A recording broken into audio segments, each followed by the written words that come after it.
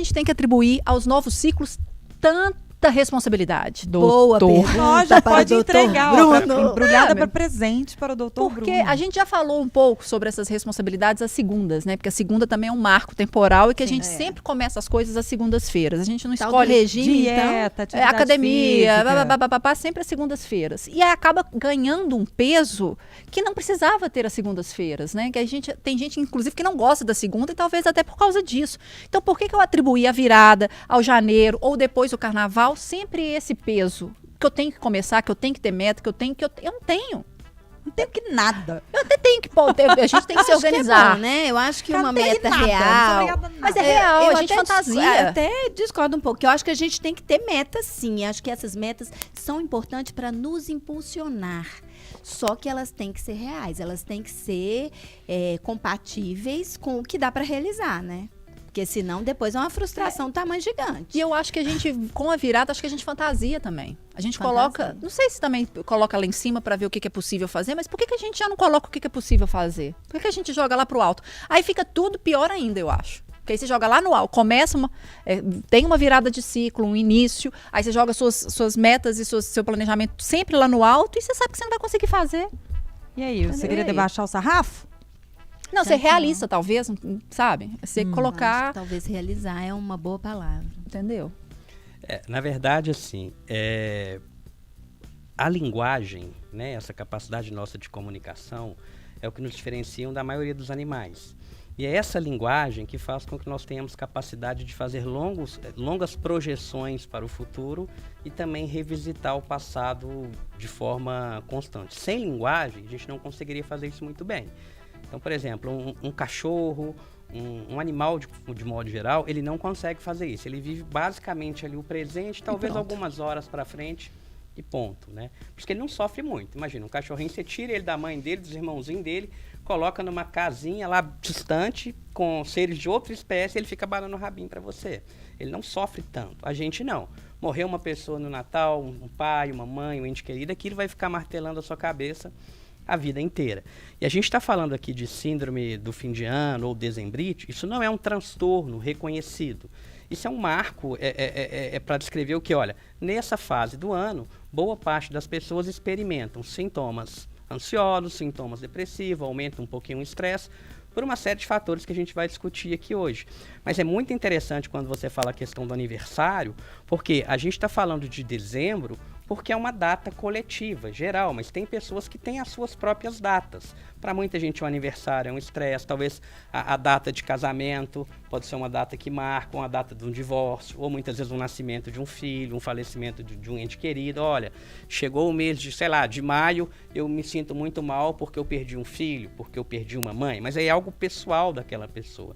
Então, assim, essa divisão do tempo serve para a gente organizar a projeção no futuro, serve para a gente organizar, revisitar o passado, serve para a gente aprender com os erros. Então isso é muito bom, é isso que nos diferenciam de outros animais, mas infelizmente serve também para a gente sofrer. Boa parte do sofrimento humano está associado com as projeções do futuro e com as revivências do passado. E esses marcos temporais fazem com que isso se intensifique. Então é no Natal que eu começo a ver tudo que foi feito ao longo do ano. Ano Novo, a mesma coisa. E a gente começa a contabilizar o que fez, o que não fez, o que deveria ser feito. E para gravar isso tudo, ainda tem a pressão social do tipo, você tem que estar bem. Olha o Papai Noel chegando, olha a família reunindo. Por que você está triste? Você tem que estar bem, você é obrigado a ficar bem. Por que você está triste? Que isso, olha aqui a ceia, olha isso, tanta gente passando fome, não sei o que, não sei o que. Você tem que estar bem. E na própria ceia, gente, rola sempre aquele papo dos tios, né? E os namoradinhos, e não sei o quê, papapá, toda aquela pressão. Toda aquela pressão que vem de dentro da própria família. Aí né? se casou, mas não vai ter filho até agora, nada, que você encontra com a pessoa uma vez por ano, né? Mas vai ter só um? Separou por quê? Eu achava que era um casamento A vida inteira, tão né? legal, tão bacana, que coisa. Tá, vocês vão voltar, esse ano vocês voltam. E aí começa aquela... Agora, a gente falando do dezembro, tem uma, vamos dizer assim, entre aspas, uma ansiedade coletiva e geral, assim. Até pelo cansaço, acho que as pessoas estão mais cansadas mesmo nessa época do ano, né? E existe essa ansiedade. Mas até que ponto, e aí... essa coletiva pode afetar no individual. Quando eu sei que a minha ansiedade coletiva, esse estresse, está me afetando num nível que já é arriscado, que pode se tornar uma frustração, que vai caminhar, por exemplo, para uma depressão nesse período. Como é que é esse divisor de águas? Primeiro ponto que a gente tem que pensar é no prejuízo que aquilo está causando para aquela pessoa, tá? Tá gerando um prejuízo significativo? Então esse é um ponto. Estou um pouco ansioso aqui final do ano, Natal, não gosto muito dessas épocas, estou um pouquinho triste, estou torcendo que isso passe logo. E aí passou, talvez ficou 1, 2 semaninhas ali, um pouquinho para baixo, mas já começou a recuperar. Não teve um impacto no trabalho, não teve um impacto nos relacionamentos. Esse é um ponto talvez o mais importante. E os outros é a frequência, intensidade e duração. É algo que fica o dia inteiro ali rondando a cabeça da pessoa. Não tem nenhum momento que ela consegue descontrair, é algo muito frequente, é muito intenso e dura o dia todo e provoca prejuízo. Aí a gente começa a pensar de fato que algum transtorno começou a se desenvolver por conta dessa pressão do final do ano. Porque a pressão do final do ano por si só ela não é um transtorno, é só um gatilho? Seria um gatilho que pode evoluir para algum transtorno. Então, ali é um padrão sazonal coletivo que a gente observa um aumento do estresse, aumento da ansiedade e aumento, talvez, de sintomas depressivos, mas que não caracterizam a depressão. Sintomas da depressão, perda do interesse, perda de motivação, alteração do sono, lentificação psicomotora, um certo desânimo. Todos nós apresentamos isso em algum momento das nossas vidas e isso não vira uma depressão. Mas isso já não poderia estar relacionado com o cansaço propriamente de um ano inteiro? Aí a gente já está assim, doido para acabar? Assim, nossa, vamos acabar também, porque já todos esses sintomas já não poderia, né? já deu por esse ano. Vamos para 2024. Como se fosse mudar muito, às vezes nem muda tanto, né? Mas aí só de ter a perspectiva do novo. Mas todos esses sintomas já não poderiam estar só associados ao cansaço? Poderia, por isso que a gente não pode falar que isso é um transtorno depressivo. Agora, é interessante essa pergunta porque, sim, poderia estar associado com o cansaço, mas esse marco temporal, ele marca um ponto de recomeço. Então tem um marco, porque provavelmente você não está mais cansada do que você estaria em novembro, do que você estaria em outubro. Você está muito mais cansada quando você compara com janeiro, com o início do ano. Mas será que você cansou demais de novembro para dezembro? Você cansou um pouco mais, um mês a mais de cansaço. Então, assim, o cansaço, ele vai explicar parte disso. Mas esse marco temporal, eu acho que ele explica mais essa visita ao futuro, essa contabilidade do que você deixou de fazer, que você deveria fazer. No início do programa, vocês duas falaram, né, da questão assim, de não se cobrar tanto. Então, isso é extremamente importante, a autocompaixão. Né? Então, você olha o que eu fiz e o que eu não fiz. E aí, a nossa mente, depois a gente pode falar sobre isso, existe um princípio que chama viés de negatividade. Tudo que é negativo prende mais a nossa atenção, gera mais emoções e a gente fixa mais na memória. Então, assim, tudo que é negativo, se vocês pegarem aqui mesmo, notícias negativas com certeza engajam mais do que notícias positivas, né? Hoje aterrissaram lá no aeroporto da Pampulha, 400 aviões, tudo numa boa, não aconteceu nada. Isso ninguém quer saber, né? Caiu um avião, todo mundo já quer saber. E isso vale quando a gente está analisando a gente. Então, por exemplo, chegou no final do ano, a nossa mente tem uma tendência a bloquear tudo de bom que a gente fez e ela foca naquilo que a gente não fez, o que a gente deveria ter feito. E aí começa muitas vezes um diálogo interno muito negativo, né? Eu sou uma burra mesmo, tudo que eu planejei eu não consigo fazer, realmente eu sou um fracasso, eu não vou dar conta. E a pessoa muitas vezes ela não consegue perceber, sei lá, planejou de ir na academia a semana inteira, de repente foi 2 vezes por semana, ela não consegue ver as 2 vezes por semana, a mente bloqueia aquilo ali e vai focar nas 3 vezes que ela não foi. É melhor, a gente tende a focar, se frustrar, né? Focar no negativo. É isso. Agora, a gente também, uma outra coisa que eu acho que nesse processo acaba acontecendo são as comparações, né? Que eu acho que também são muito danosas, né? Porque você vê ali todo mundo fazendo uma vez por semana, todo dia da semana, e você fazendo uma vez só. Esse tipo de coisa, a comparação, também pode provocar sintomas? Claro que provoca, né? E atualmente isso é muito amplificado pelas redes sociais, né? Então, sem rede social, já tem esse padrão de comparação. chegou no final do ano, né? Um primo passou no vestibular, o outro está tentando pela segunda vez e não passou. Força, né? guerreiros. Força, não passou. Na minha casa, na minha família, aconteceu isso demais. É muito ruim. E esse padrão de comparação, ele é muito amplificado no final do ano. Porque é no final do ano, querendo ou não, gente, que a gente faz um balanço da nossa vida. Né? A pessoa que tem que é mais sensível, esse processo que a gente está discutindo aqui, acontece em praticamente todo mundo. Chegou o final do ano, você faz um balanço. Alguns, olha, tem gente que faz um balanço na segunda-feira, um balanço na sexta-feira, um balanço como que foi a semana. Tem gente que faz um balanço mensal. E, na verdade, a maioria faz isso mesmo. Olha, essa semana, esse mês não deu para fazer, esse mês que vem eu vou fazer, e esse semestre, e por aí vai, e esse ano. Então, o ano, a gente faz essa contabilidade do que a gente fez, do que a gente não fez. E aí tem o processo do viés de negatividade, que a gente foca muito nos aspectos negativos da gente, e a gente tem uma tendência de focar muito nos aspectos positivos dos outros. Até porque os outros escondem. Né? Você não chega, por exemplo, um dia que você está com uma diarreia, você não chega lá no seu banheiro e fala: oi, gente, hoje eu não fui trabalhar porque eu estou com uma diarreia. Você já viu? Se você já viu alguma publicação assim, você me fala. Eu até conheço uma pessoa que faz que faria isso. Que só coloca coisa ruim que acontece com ela. Duas, na vida, assim. Tudo que você entra naquele Instagram, você vai ficar felicíssimo. Então, eu já costumo passar por lá para ver ver como que meu dia tá ótimo. Mas eu arrisco a dizer que essa pessoa é muito pior ainda do que ela coloca lá. Pode ser, né? Se ela tá colocando... Não conheço tão dá uma mascarada, né? Dá uma mascarada. A gente tem essa tendência, né? De não mostrar tudo. E a gente sofre demais, porque hoje... Se você abrir uma rede social, tá todo mundo perfeito e a gente tá uma porcaria. Porque a gente vê os nossos defeitos, a gente sabe das nossas dificuldades e todo mundo, na verdade, tá com dificuldades igual a gente. Agora, a vida no de todo Natal, mundo tem então, fica sofrimento. tudo perfeito, né? Você já viu as fotos? As famílias ficam Todas. totalmente perfeitas no Natal, né?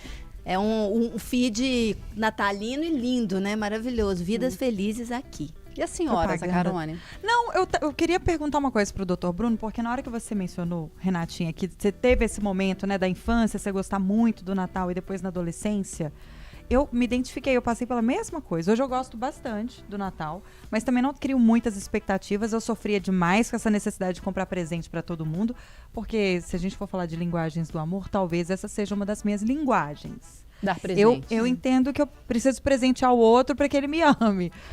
Não, espere isso de mim. Mas eu vou ter mais. Mentira, pode esperar, porque eu ainda me saboto bastante. Mas eu queria entender o seguinte, doutor. Falando, fica um pouco óbvio que a gente, enquanto criança, a gente tem muito do lúdico. Da né? fantasia. Da fantasia. Aí Até você vai alguém pra adolescência, até alguém te dá pezinho na janela. Mas aí a gente entra na adolescência e a gente já começa, outras exigências, né? Você tem que passar no vestibular. Né? Na minha época era vestibular, hoje é Enem. Você tem que conseguir um emprego. Então você já começa a ter um pouco daquela vivência do que vai ser a vida adulta e parece que é só cobrança. E aí o Natal ele vai chegando numa data que você ganhava muito presente, agora nem tanto. Não, você para de ganhar. Que você para de ganhar. Então, assim, isso tem todo um peso também nessa questão, né, do pessimismo. Tem todo um peso. E como eu falei, é o momento que a gente faz projeções para o futuro ou revisita o passado. Então, muitas vezes, a depender da idade que você está, você começa a ter essa pressão para ser alguém, para crescer, para produzir, para melhorar no emprego. Mas numa idade mais avançada, você já começa a refletir também sobre a finitude da vida. Então, assim, a questão da síndrome do final do ano, que a gente está discutindo aqui, ela vai variar também conforme a faixa etária. É muito frequente também dentro dos consultórios de geriatria, pessoas mais idosas. Eu gosto de dizer, a fila, né? Qual posição da fila a gente está? Né? Quando você nasce, você é o primeiro da fila. Fala com o tio, fala com a avó, pergunta o pai, meu primo fez isso. Você tem um tanto de gente ali ao seu lado, meio que para cuidar de você. À medida que você vai crescendo, começa a ir diminuindo. Chega um ponto que você é o último da fila, né? Sei lá, você é o avô ou o bisavô. Vai falar com quem? Você só vai falar para quem está abaixo, né? Então, assim, esse contato, as lembranças, né? De repente, um idoso agora, ele começa a lembrar da avó dele. Ele começa que a avó dele, que já morreu há bastante tempo, começa a lembrar da infância, começa a perceber todo aquele cenário de falta, de saudade. Por mais que tenha um apoio dos mais jovens, dos netos, dos filhos, muitas vezes a pessoa começa já a flertar. É triste falar isso, mas a pessoa muitas vezes ela já começa a flertar um pouquinho com a ideia da morte. Nossa, eu já estou chegando, já estou velha, será que eu vou ter outro Natal? Como que vai ser? Então tem esses dois polos. Numa idade mais produtiva, fica uma preocupação por produção. Produção. Vai casar, vai passar no Enem, vai trabalhar. Numa idade mais avançada, já começa a preocupar muito com doença, com morte, com separação. E aí tem um filho que está separando e já vira a mãe já começa a sofrer. E final do ano é um momento onde se intensifica essas visitas mentais ao futuro e ao passado. A todo momento a gente está fazendo essas visitas, mas nos marcos temporais, essas visitas são mais intensas. Para muitos nem é no Natal, para muitos, como eu falei, é um aniversário de morte de alguém, mas o Natal é algo coletivo. Mas eu acho que também no final do ano, a gente sai um pouco do automático que a gente está ao longo do ano inteiro, né? É uma hora que às vezes a gente dá um respiro e aí vem a reflexão. Eu acho que isso pelo menos comigo costuma acontecer. A gente vai tanto no automático, assim, a gente passa a primeira e engata. Vamos embora. Quando chega nessa época, a gente às vezes tem ali um respiro de dias, pra pensar, né? Um tempo para pensar. E aí, na hora que você sai daquela lida diária, você sai daquele esquema diário, que tanto Natal quanto férias emendando ali, ou um ano novo, aí você fala, para e pensa, sai do automático.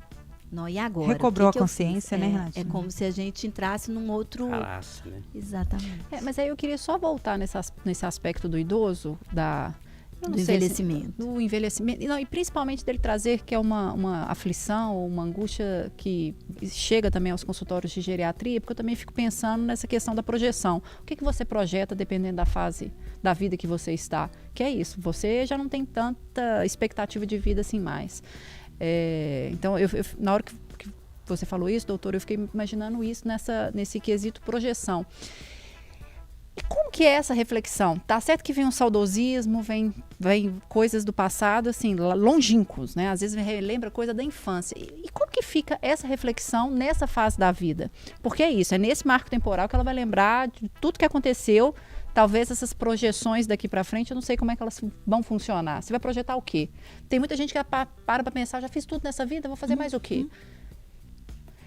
Viver bem para esse resto de tempo que você puder viver. Mas é a maioria que se queixa dessa desembrite, né? Dessa síndrome de fim de ano. Então, como lidar com essa faixa etária nesse momento, sabe? Aí na verdade a gente tem que pensar duas coisas. Primeiro, tem uma população que já tem uma vulnerabilidade psicológica, que tem a tendência maior de adoecer, e também a pessoa arrumar alguma atividade para fazer. Então assim, quando a gente, quadros depressivos, por exemplo, é muito comum a depressão abrir um quadro depressivo no que a gente chama de transição de papéis. Então, por exemplo, uma criança virando adolescente, um adolescente entrando na vida adulta, o adulto virando idoso, o adulto aposentando. Então, esses marcos, por exemplo, a aposentadoria, muita gente fica, eu vou aposentar. Quando aposenta, deprime, porque não tem mais sentido na vida.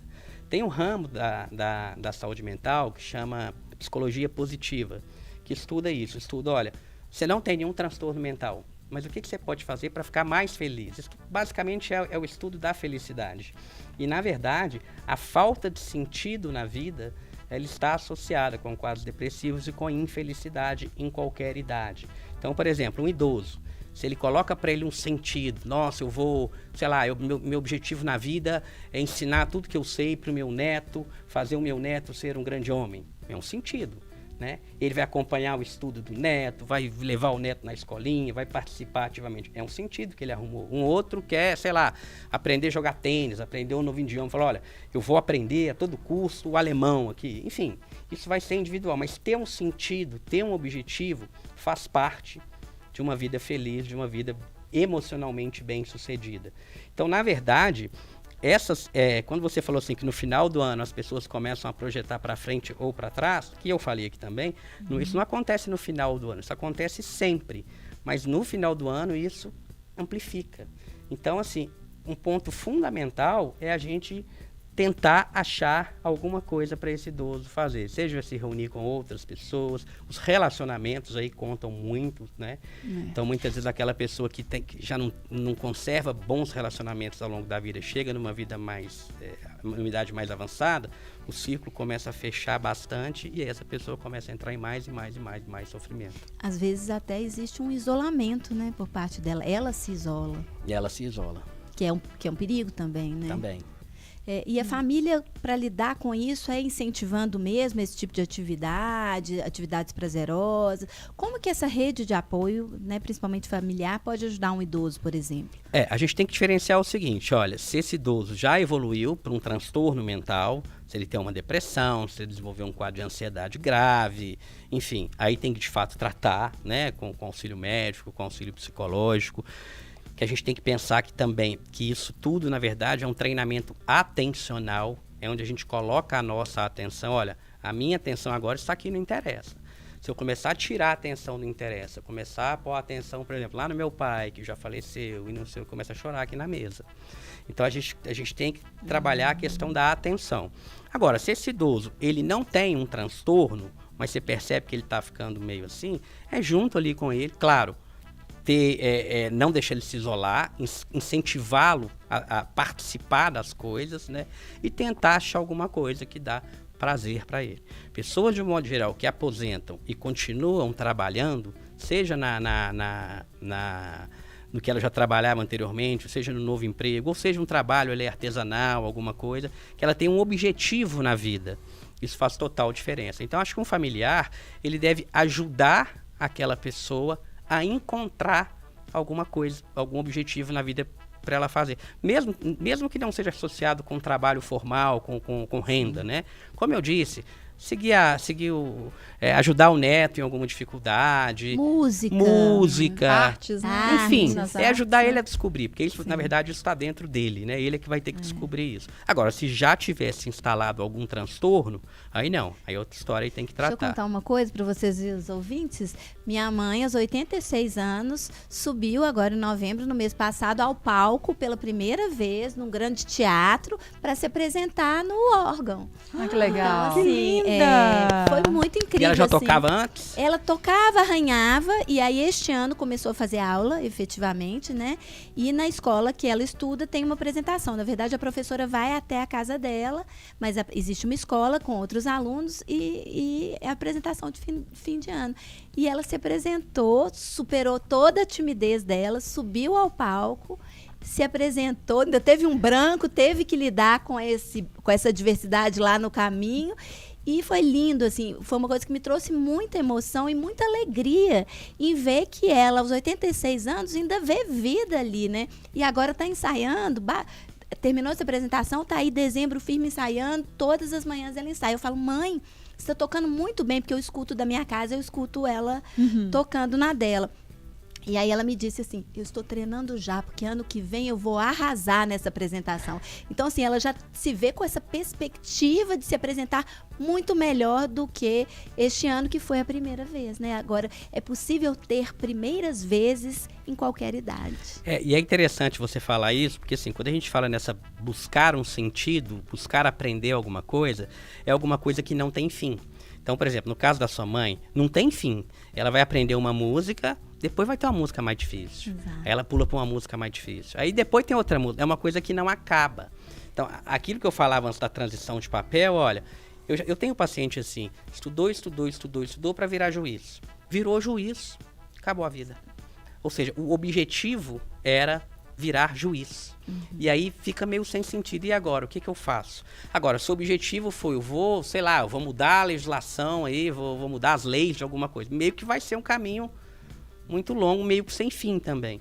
Então, a gente tem que buscar alguma coisa, mas alguma coisa sem fim. Um objetivo que você está sempre correndo atrás para aprimorar. E isso, na terceira idade, faz total diferença. A sua mãe, por exemplo, isso é um fator de proteção para ela gigantesco, talvez a maior proteção que ela tem, porque não tem fim. A música que ela está estudando não tem fim. Sim. Ela vai aprender uma, vai ter uma mais difícil, que vai ter outra, que vai ter outra, que vai ter outra. Incrível, né? Não tem fim. E eu acho que as pessoas, não só os idosos, e aí falando aqui para quem está acompanhando a gente precisa pensar mais sobre isso. Pensar que a vida é um eterno aprendizado, né? Todo dia a gente aprende alguma coisa. Às vezes a gente não aprende, não é um estudo, mas às vezes a gente aprende nas relações, né? Na vivência. Na vivência do seu dia. Você sai ali. Eu acho que não existe um dia da vida da gente que a gente não tire um aprendizado na hora que vai deitar na cama. No entanto, muitas vezes, por causa de má gestão emocional, a gente não consegue enxergar isso. E acho isso muito ruim não ter esse tipo de percepção, porque estagna a gente, porque você não dá valor para os seus aprendizados. Então, acho que é isso que a gente precisa fazer, sabe? Se abrir mais emocionalmente, tentar gerir melhor as nossas emoções para a gente se enxergar. Porque eu acho que quando a gente começa a se enxergar, até mudar esses momentos, como os dezembros difíceis, passa a ser mais fácil, né? Sim, e assim, a gente está falando aqui de dezembrite, né? Mas todo esse assunto aqui, na verdade, vale para o ano inteiro, né? Então, quando você fala a gente deita, a gente não enxerga, quando eu falava aqui, por exemplo, do viés de negatividade, que está muito exacerbado no final do ano, ele acontece o ano inteiro, mas no final do ano ele fica gritante. Você começa a olhar seus aspectos negativos e esquece os aspectos positivos. Então a gente tem essa tendência de focar no negativo e desconsiderar os aspectos positivos. Tem um psicólogo, que se não me engano ele foi classificado aí como o 18º psicólogo mais influente do mundo, que ele chama Martin Seligman. Ele propôs um exercício para isso, que é você chegar no final do seu dia e buscar encontrar ao longo do seu dia 3 coisas positivas que aconteceram. Tá? Então você deita, pode ser de manhã, quando você acorda, ou então na hora que você deita. Então, sei lá, olha, hoje foi legal, fui no Interessa. Hoje eu vim pra cá e não tinha trânsito, foi legal. Hoje, de manhã, meu filho veio brincar comigo. Pronto, achei 3 coisas. Coisa simples, tá? Porque a gente não consegue enxergar, infelizmente, a gente tem muita dificuldade de enxergar as coisas positivas nas nossas vidas. E muitas vezes quando a pessoa adoece, né, a pessoa adoece, pegou uma doença grave, ela começa a enxergar tudo. Ela fala, nossa, eu era feliz. Aquela famosa frase, né? Eu era feliz e não sabia. Então, assim, esse exercício ajuda a gente a não falar eu era feliz. Ajuda a gente a falar eu tô feliz nesse momento, porque tem um tanto de coisa boa. E aí dá uma equilibrada. Isso não é positividade tóxica de ficar, pensa positivo. É diferente. É diferente. Né? Isso é equilibrar. Olha, essa e essa parte na sua vida tá uma porcaria, concordo, tá uma porcaria. Sei lá, seu casamento tá ruim, seu filho tá mal criado, você tá com saldo negativo no banco, concordo com você, sua vida tá uma droga nesse aspecto. A Carona até engasgou. Ai, dá pra gabaritar, que é isso, que horror. Não, gente, mas olha só, porque se a gente chegar e falar que é só positivo, nós estamos mentindo. Então, olha pra sua vida. Essa necessidade de gratidão por tudo o tempo todo, chato, né? É chato. Eu acho que é importante a gente entender que essas sensações ruins fazem parte do nosso processo. Mas vai ter dia que a gente não vai achar esse lado positivo. Será? Olha, é difícil não achar, viu? É difícil não achar. Se você começar a prestar atenção em outras pessoas piores do que você acaba achando todo dia. Claro que você vai ter... Mas aí eu ter que recorrer à comparação. Às vezes sim, às vezes ajuda. Às vezes ajuda sim, tá? Você tá no seu dia ruim, não sei o quê, aí você vê, sei lá, você vê uma pessoa da rua passando fome. Fala, poxa, né? Não foi tão ruim assim. Não está tão ruim minha vida assim. Então a comparação, ela pode te ajudar sim. Ao mesmo tempo que ela pode te atrapalhar. Né? Até comparar às vezes com pessoas que estão melhor do que você, entre aspas, no sentido de inspirar essas pessoas e não invejar essas pessoas. Mas se a gente analisar com cuidado, a gente acha coisas positivas nas nossas vidas. Mas aí ele estava propondo esse exercício para a gente achar essas três coisas. Todos os dias eu vou fazer esse exercício, achei 3 coisas boas. Aquelas, pra quê? Pra quê? Perfeita. Perfeita. Não, Zé, eu só quero saber aonde que ele quer chegar com isso aí. Aonde que eu quero chegar com isso? Que o quê? Você faz, isso foi demonstrado em publicações e revistas científicas de relevância. Se você fizer isso ao longo de 3 meses, você reduz de forma considerável os seus níveis de viés de negatividade. Você começa a achar, sem ficar preocupado em achar, você começa a ser uma pessoa mais leve. Você chega aqui, por exemplo, no seu trabalho, um dia que deu errado, sei lá, o microfone não funcionou, e você está lá, nervosa, irritada, você já começa a ficar mais calmo. Isso diminui os seus níveis de negatividade. Porque, como eu falei aqui, Tudo isso é um treinamento de atenção.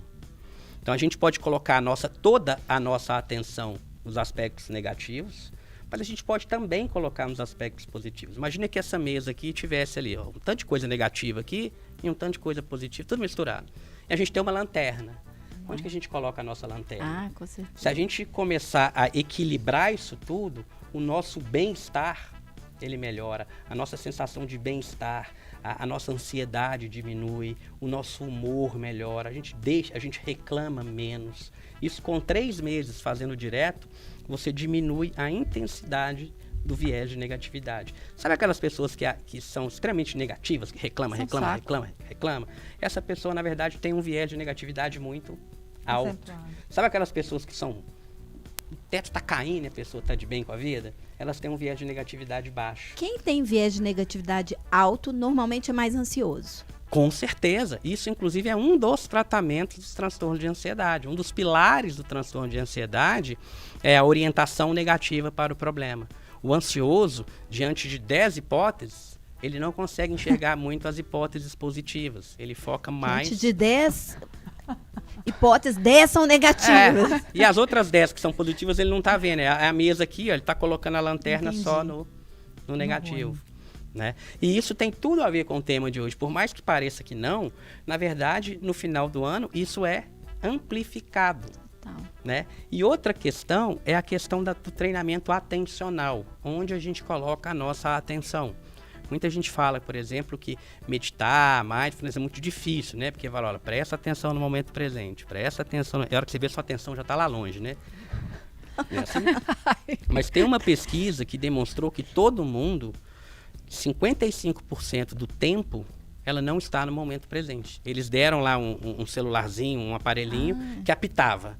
E aí, na hora que apitava, isso é um estudo de Harvard, na hora que apitava, a pessoa tinha que parar, pensar onde que estava a cabeça dela e anotar. E onde que ela estava no momento. Ela falava, eu estou aqui no trânsito. Você está pensando em quê? Estou pensando no mês passado, numa coisa que aconteceu. Estou pensando lá na frente. Então, a nossa mente, ela não está no momento presente na maior parte do tempo. É verdade. E na hora de dormir, então... Ela vai pro dia seguinte, que é uma beleza, né? Quando ela não vai pra semana seguinte. E aí, quando a gente propõe, olha, vamos fazer um treinamento, vamos trazer a atenção para o momento presente, a primeira coisa que todo mundo fala é, não consigo, já tentei, não consigo, minha atenção fica saindo, porque de fato isso sai com todo mundo. Mas na hora que você enxerga a sua atenção como se fosse uma criança mimada, imagina, a gente está aqui, olha, imagina que eu cheguei aqui agora para fazer o podcast, coloquei um bebezinho aqui de 3 meses. Né? E soltei ele aqui no chão. Nossa, não mexe no fio ali não, vem cá, pega aqui. Não é assim? Não vai ali não, não vai ali não. A nossa atenção é assim também. Estou aqui focando, ela começou a sair, eu tenho que trazer ela de volta. Ela sai de novo, eu tô fazendo uma técnica do sono que você ensinou aqui. Ah, é? Que é de não pensar, quando você vem com um pensamento que vai acelerar a sua mente, você fala, eu não vou pensar nisso. Aí vai tirando, não vou pensar em nada, e ela funciona. Tá Vou te falar que funcionando? depois desse fim de semana, gente, eu ouvi que o meu estado de repouso é a 220. Falaram, nossa, você em estado de repouso é 220, você tá sempre a milhão por hora. A Carol é mais ansiosa da mesa, sem dúvida nenhuma. Viu, que horror, foi unanimidade isso, que horror. É a mais ansiosa. Aí depois disso, olha, coincidentemente eu falei nesse fim de semana, chega, segunda-feira eu volto com a meditação e com o yoga, não quero saber, porque é sério, isso se reflete em todos os aspectos da minha vida, eu foco em tudo. E aí eu não abro brecha pro sofrimento com os ICs que a gente fica alimentando na nossa cabecita. Deixa eu te falar, doutor, o Nélio Souto mandou o seguinte, eu começo a planejar o meu ano em dezembro, então é o mês que eu arrumo as gavetas, tiro as coisas para doar e concentro meus planos de ano novo. Esse rolê, sabe, esse ritual da gente, inclusive, tirar as coisas de dentro do guarda-roupa, de doar, abrir espaço, fazer energia circular, ajuda? Ajuda, eu acho que isso é uma coisa dele, a gente tem que ver se para ele está ajudando, para ele está sendo útil, ótimo, não tem problema, né? Assim, lembrando que pode ser feito em junho também. É isso que eu pensei aqui comigo. Você pode fazer em qualquer época mas do até ano. um hábito, né? De fazer no final do ano para virar. Agora, é para doar, né? Muita gente gosta de fazer doações nessa época. O mais importante que eu acho é nessa época, nesses planejamentos, fazerem metas realistas, tá? Porque o papel aceita tudo. né? Eu vou fazer 4 pós-graduação, eu vou trabalhar em 3 empregos, apesar que não tá fácil arrumar emprego, mas assim, né? Eu vou trabalhar isso, vou fazer academia, vou fazer tal coisa, aí vai. Coloca tudo no papel e não consegue fazer. Mas fala do risco em fazer metas irreais. Qual que é o risco disso para as pessoas? O risco disso, eu acho que, primeiro, aumentar a ansiedade, ser um fator de risco para depressão e para estresse, porque a pessoa entra num ciclo de se autoculpar. Ela fala, eu sou incompetente, eu sou um fracasso, até porque o viés de negatividade vai estar operando aí. Entendi. Ela não consegue perceber que o que ela faz é irrealista. Isso, por exemplo, eu falo de experiência agora pessoal. Quando eu estava estudando para vestibular, eu colocava lá... hoje é Enem, né? Minha época era vestibular. Na minha também. Então, né? Eu colocava lá assim, olha, eu vou estudar, sei lá, 3 horas de matemática, 2 horas de biologia, tantas horas de química, tantas horas de... Só que eu desconsiderava que eu tinha que tomar banho, que eu tinha que escovar dente, que eu tinha que dormir. E aí chegava no final do dia, tinha lá 8 matérias, né? Na época, 8 matérias. Chegava no final do dia, eu estudei 4. Ó, tá 2. E aí eu falava assim, meu Deus. Aí no dia seguinte, não, mas amanhã eu vou conseguir. Aí na hora que você vê, você entra num ciclo de estresse sem fim, porque você tem a sensação que você não concluiu, e na verdade você não concluiu. Isso te gera culpa e muitas vezes te paralisa. Você começa a falar assim, já que eu não terminei, então agora eu vou estudar nada também não. Né? Aí você apela. Né? Então quando você faz uma meta realista e cumpre ela, chega no final do dia, o simples fato de você ter cumprido, aquilo funciona como um reforçador para o dia seguinte, para você manter nesse ciclo. Por isso que às vezes é bom falar, vou 2 vezes por semana. Se você for 3, É bom, se né? você É for bônus. 4, Sabe? lindo, É bom. né? Meta realista. É. Ô, doutor, já tem gente que é o completo oposto. Fala, dezembro pra mim é só o fim do ano, não é o fim do mundo, é só mais um Aê, mês. Quem vê de gostei. forma mais desprendida tende a sofrer menos Então, também. que legal falou é isso, essa. adorei. É Joel, cara. Boa, Joel. ó. Repete aí, por favor. É só o fim do ano, não é É. o fim do mundo, é só mais um mês. Sensacional. E é verdade o que ele está falando. É mais um mês. Teve um ano aí que a gente achou que era o fim do mundo, né? Do bug do milênio. Ó, tem mais aqui, participação do José Afonso. Falou, pra mim, gente, final de ano é tudo igual, é tudo normal. Sucesso e abraço. Tá no time do Joel aí também, né? E um beijo também pro Norimar, pro Irã Patrício, para Anne Lopes, todo mundo que tá na nossa audiência participando do Interessa Podcast. Tem uma questão também, ô doutor, da obrigatoriedade, por exemplo, das confraternizações do fim do ano. Fim do ano vai ter confra do Interessa. Aí eu não quero ir, porque eu passo muito tempo com essas meninas aqui. Aí eu tô em sofrimento. Olha ela, ó, mensagens. A indireta, Não, né? mas nem Você direta, sentiu, né, total doutor direta Bela? já. Poxa, Né, mas não, ela acontece vai, isso. ela falou. Claro que eu vou. Claro que eu vou fazer pizza. A Aqui, pessoa deixa- se sentir obrigada? Sim. Eu queria entender o peso disso, por de um exemplo. negócio que poderia ser em tese muito bom, mas tem gente que Não tá afim. não tá afim, Amigo sofre. Aí oculto. fala, meu Deus, dezembro chegou, Amigo oculto. tem amigo Você oculto. eu não participo mais. Por muitos anos. Eu fico mal, Por porque eu já muitos entreguei anos. assim um presental e ganhava presentinho. Sempre, né? Tem sempre uma dessas. Mas por muitos anos, eu participei de Amigo Oculto sem desejar. Eu participei por obrigação. Você tinha dezembrite em função disso? Tinha, Te eu dava uma falava, bad? gente, por Mas que, que que eu saco, entrei né? nesse Foi, é amigo horrível. oculto? Eu não queria. E aí eu me senti pressionada, fiquei sem jeito, uma coisinha ou outra ali. E aí, agora, gente, eu me libertei totalmente. Não entro mais em amigo oculto. Aliás, ninguém me chame, por favor. Porque senão eu vou negar. Aqui é bom que todo mundo já dá o recado. É, assim, ó, diretasse ao vivo. Não, mas essa carona vai. Eu vou, vai, era vai. brincadeira. Ah, Não, tá brincadeira, eu vou demais. Olha, quando a gente fala de saúde mental, de um modo geral, de mente, a gente não fala de um fator só. A gente fala de uma somatória de fatores. A gente já falou vários aqui, esse aí é mais um. Então, por exemplo, a pessoa faz essas viagens ao passado e ao futuro, igual a gente falou aqui, tem o viés de negatividade que a gente falou aqui. Então, a pessoa muitas vezes já está mal, né? Ela já está remoendo ali o passado dela, ou preocupada com o futuro. Ela já está vendo os aspectos negativos, a pessoa já não está se sentindo muito bem, está ansiosa, e aí vem uma pessoa com um sorriso na cara e fala, olha, aqui está o amigo oculto, esse é o seu papelzinho do amigo oculto e tal. E ó, Te entrego conto o com papel. você lá, chega mais cedo, porque vai estar muito legal, não sei o que. E a pessoa já está naquele clima emocionalmente fragilizada, ela tem que vestir uma cara de sorriso e então isso é mais um fator. Então é uma somatória de fatores que vão acontecendo e isso, numa pessoa que já tem uma vulnerabilidade psicológica, isso pode culminar para um transtorno mais sério. Mas sem dúvida, é um fator de estresse assim muito relevante essa questão de você ter que vestir uma máscara ali, que você tá afim, que você tá feliz, que você tá, enfim, você tá curtindo demais aquele momento. Se você falar, não vou, muita gente também já vai te olhar lá, pessoa antissocial, não sei o quê, pessoa de mal com a vida e tal, não sei o quê. Então a pessoa muitas vezes acaba indo, mas Para fugir desse contrariada, rótulo. para fugir. E isso gera, assim, um estresse. E lembrando que o estresse crônico, nesse caso não seria crônico, é um dos principais fatores de risco para depressão. Eu estava procurando aqui, só na matéria do Paulo Henrique Silva, uma frase, eu li ontem essa matéria no fechamento do jornal, que o doutor Bruno falou, não achei aqui, porque estou com óculos errados, mas que eu me recordo na leitura que eu fiz, que você trouxe uma questão que me chamou muita atenção. Você faz uma pergunta assim, você seria amigo de você mesmo, né? Você seria... se analise e veja se você seria seu amigo. Eu achei isso tão interessante, é um olhar tão profundo para si mesmo, né? Deixa eu só emendar uma outra Claro. coisa que também dá. Eu Mexeu já tô comigo essa já tô pergunta. achando que sou dono do programa, né? Claro! Isso, Aí, tipo, eu posso só dar uma É opinião? porque eu acho que é só para emendar, porque também é da fala do Dr. Bruno na matéria, quando você fala fazendo uma análise dessas metas e você pontua que as pessoas esquecem que o crescimento é lento. Será que nessas metas e quando eu faço essa reflexão, esse é um dos aspectos que as pessoas levam em conta? Que ser humano que eu fui ao longo desse ano? Porque tem hora que a gente fala muito de metas, aí vem muito isso, né? Exercício físico, atividade, bens financeiros, patrimônio, zero emocional, né? Zero emocional e zero ser humano. E aí, pela sua lida, pela sua experiência. Isso é algo que as pessoas levam em conta na hora de avaliar? Que ano que eu fui?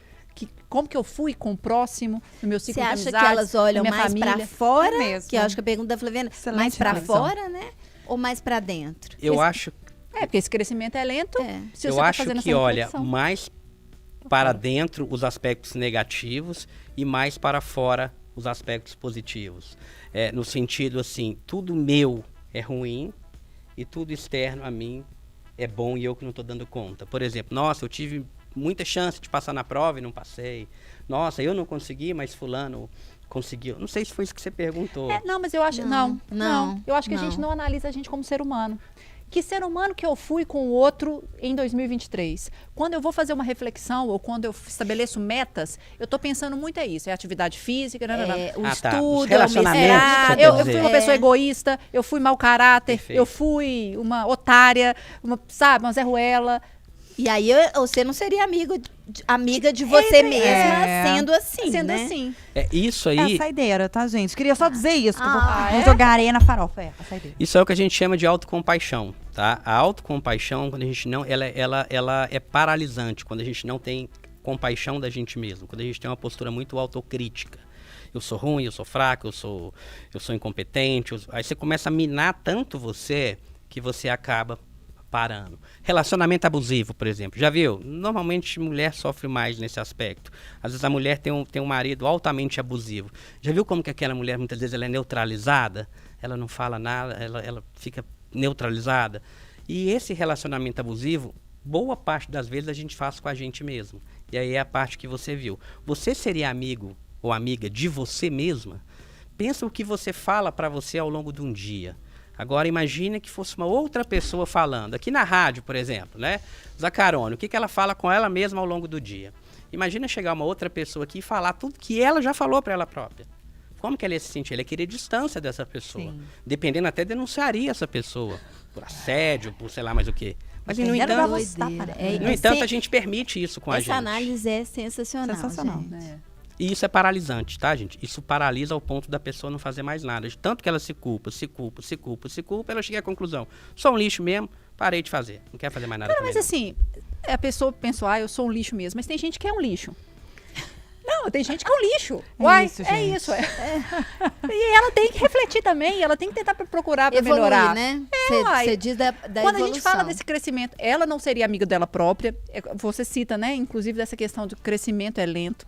A pessoa, ela chega nesse fim de ano, teoricamente a maioria de nós faz isso, né? Para refletir e mesmo assim ela continua. Eu sou isso mesmo e é isso aí. Só para finalizar, né? Gabriela, Porque tá... síndrome de Gabriela. Mas aí, olha, a questão aí é o seguinte: vai ter aspectos que essa pessoa é um lixo mesmo. Mas será que é um lixo em tudo? E boa parte das vezes a pessoa... Porque assim, olha, eu sou ruim nisso. Tem algumas coisinhas ali que eu sou boa. Eu sou ruim nisso. Então eu vou melhorar nisso. Ou Eu então, sou mentirosa, eu sou radiosa. Não, mas Eu ela não. tá Não, falando dando muito exemplos. de- As características É, individuais. mas- Ninguém eu não acredito que eu tô ninguém é sentindo totalmente lavada de roupa. bom e Mas ninguém essa- é totalmente ruim. É, Mas assim, essa pessoa que é totalmente assim, por incrível que pareça, ela se acha boa. Na maioria das Ah, vezes. mas- né? provavelmente, Aí você vai estar é. pensando em Ela vai psicopata, refletir o quê, né? narcisista. Ela vai não refletir o reflete. quê, né? Aí a Ela é gente boa já entra. demais. Ela sempre tá certa, pra quê? A gente entra para um lado patológico de personalidade que normalmente ela se acha super boa. E as pessoas Aí- que normalmente são boas se acham péssimas. Não tem um equilíbrio. Que tristeza. Viva o equilíbrio, né? Viva o equilíbrio. Gafanhotos, é isso, equilíbrio. Gente, estamos recebendo então o doutor Bruno Brandão, que é médico psiquiatra. Hoje no Interessa Podcast vai deixar o arroba para todo mundo seguir, né, doutor? O meu Instagram eu sempre publico lá conteúdos, é @BrunoPsiquiatra, tudo junto. Muito obrigada mais uma vez, doutor, pela participação aqui no Interessa. Meninas, nem não tem consideração não, filha. Tudo bem. Todo mundo vai ficar com Valorizem as pequenas coisas. Ó, o Interessa Podcast fica por aqui. Gente, obrigada pela participação, a nossa audiência e pelo carinho. Vocês nos acompanham tanto no Spotify, nos principais tocadores de podcast, no YouTube de O Tempo e também na FM O Tempo 91.7. Segue a gente lá no Instagram, @programa Interessa e até a próxima. Beijo, gente. Tchau. Na FM O Tempo. Interessa.